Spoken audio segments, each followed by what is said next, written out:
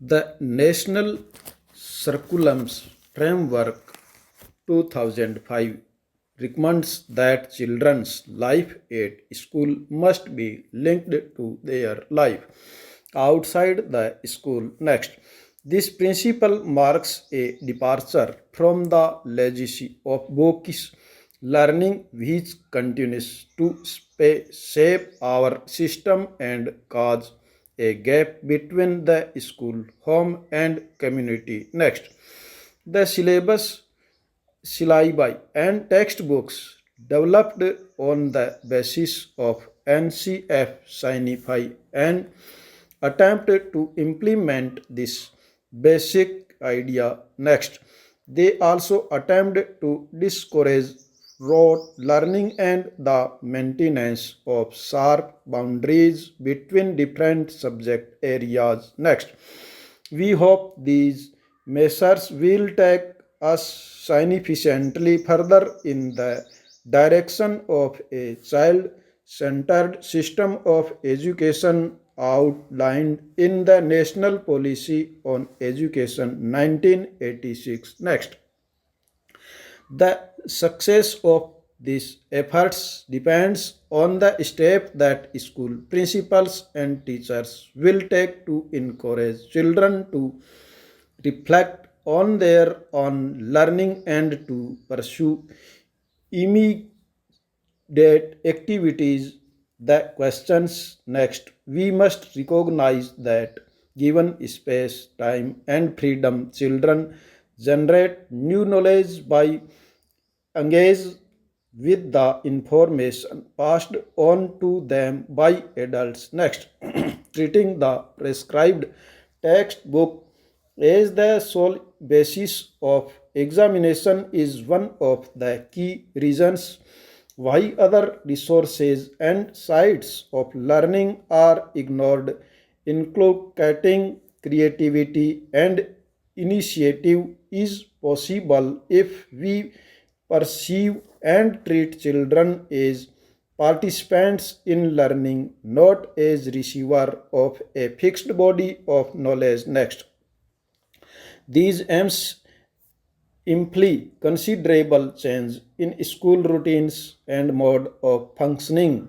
Flexibility in the daily timetable is as necessary as rigor in implementing the annual calendar so that the required number of teaching days are actually devoted to teaching. The methods used for teaching and evaluation will also determine how effective this textbook proves for making children's life at school a happy experience rather than a source of stress or boredom. Syllabus designers have tried to address the problem of circular burden by restrictive and recognized knowledge and different stages with greater consideration for child physiology and the time available for teaching. The textbook attempts to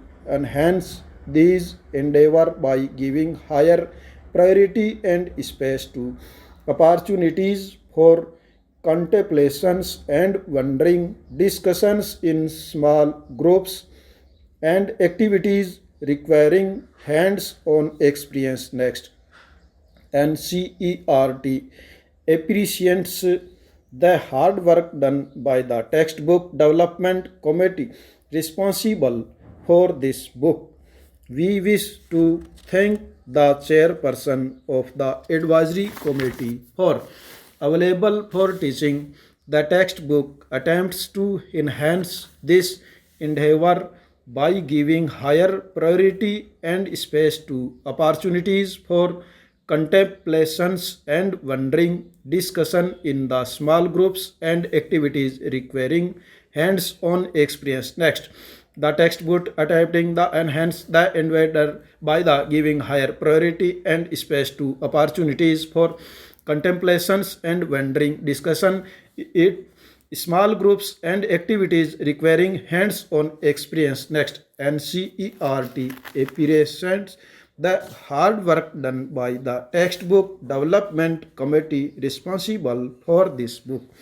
We wish to thank the chairperson of the advisory group on social science, Professor Hari, and the chief advisor for this book, Professor Nilendri Bhattacharya, for guiding the work of this committee. Several teachers contributed to the development of this textbook. Next, we are grateful of their principals for making this possible. We are indebted to the institutions and organizations which have generously permitted us to draw upon their resources, material and personal. We are especially grateful to the members of the National Monitoring Committee appointed by the Department of Secondary and Higher Education staff. Next,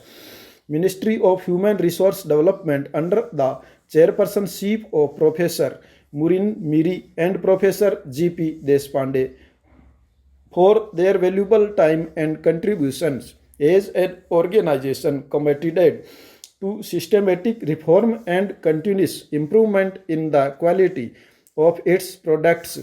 NCERT welcomes comments and suggestions which will enable us to undertake further revision and refinement. Next, NCERT appreciates the hard work done by the textbook developments committee responsible for this book. Next, the book is the product of a collective effort of a large number of historians, educationists, and teachers. The chapters were written and revised over several months. Next, they evolved through discussions in workshops and exchange of ideas through emails, with each member contributing their skill in many different ways. All of us learned a lot of the process. Next, many individuals and institutions helped in the production of the book. Professor Muzaffar Alm and Dr. Kumkum Roy redraft and offered suggestions for change. We drew open the image collections of several institutions in illustrating the book. Many of the 19th century illustrated books on the British Raj are to be found in the valuable India collection of the India International Center. Next, several images were provided by the Ocean Image Archive and Professor Jyotindra Jain, Devika Sethi Reddy and proofs and helped in a variety of ways in the production of the manuscript. Next, Shama Warner has done several rounds of editing with care and understanding, suggesting change, tracking mistakes, and improving the text in innumerable ways. We thank her or her involvement in the project. Ritu Topa has designed the book with an interest and care that went well beyond the call of duty. Next, we have made every effort to acknowledgement credits, but we apologize in advance for any omissions that may have inadvertently taken place.